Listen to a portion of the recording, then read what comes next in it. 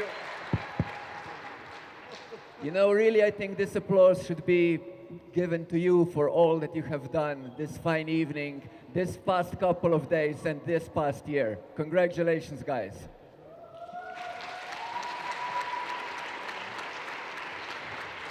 You know, the honest thing that has to be said at this particular point in time is, looking at this room, I see developers, I see designers, I see architects, I see coders, I see hackers, but there's one other adjective that can be said to each and every one of you today.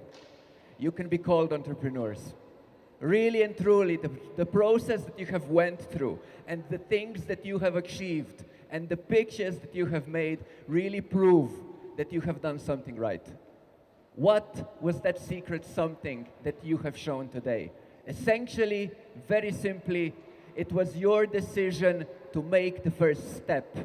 It was your decision to persevere, and it was your decision to come up here, even though you were afraid, to stand up in front of those people, to hear all of those difficult questions, and sometimes to push back. I am deeply proud of every single one of you tonight. And more so, I am very, very proud of what has been seen here. Too often it has been said about our generation that we are a lost generation and there is no future for people because everyone is lazy now, we're all on social media now, and we really don't believe that there is still some value in hard work. But let me tell you this, in all these changes that have been happening in the past couple of years, yes, the world has changed, but one thing has become somewhat apparent. The rules have changed. The way to reach success has indeed changed. And this is shown the best by a very simple story that we have seen 2 years ago in our entrepreneurship clubs. There was this girl who was, doing arts and crafts, and she was kind of weird because she liked Pokemon, and she would go to all of these conventions, and every single time she would get there, she would wear this huge costume that would be twice as big as her head. And she dropped out of school, and the parents weren't really happy because they thought that that her Pokemon obsession was just that, an obsession. And yeah, she came to our clubs and started selling it on Etsy. It wasn't really big, and when she pitched at an event like this one, the traction there was, I sold 3 pieces. The jury killed her, like many of you to an extent today. But 2 months after that event, something very interesting happened. 2 months after that, a new app was launched. An app that actually asked people to have their whole phones in their hands and run around imaginary monsters. It was called Pokemon Go.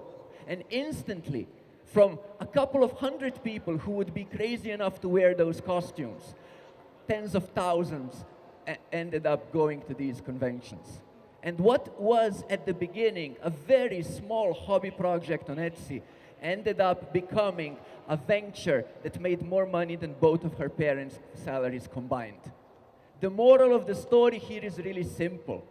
In essence, nobody here can predict the future, but you can be damn sure that you can create it. How do we make sure that the spirit of this event carries on tomorrow, next week, and next year? Well, in fact, it's very, very simple. Look around the people here today. Look around at the crazy energy and the enthusiasm of what you have shown here right now. In order for you to maintain this hype, well, there needs to be a community. There needs to be people out there who are going to stand by you, shoulder to shoulder, when all of the authorities in the world are going to tell you it can't be done, and it shouldn't be done, and you should give up. Because the thing is that we alone can do a lot, but together, everything. So stay together, stay in touch. The people you have met here are the people who might become your business partners, who might become the people you're gonna end up changing lives and changing worlds together. Use those contacts, stay in touch, be friends, and damn, I'm proud to say that it is going to be a fine tomorrow. My dear Orange family, thank you for a phenomenal event. My dear panel of judges, thank you for being here and providing the critical reality check that was damn needed. It is a long journey ahead for some of you, I know, but it is a journey that I'm so much looking forward to see the next episode. My dear friends, only one more word can be said. Thank you.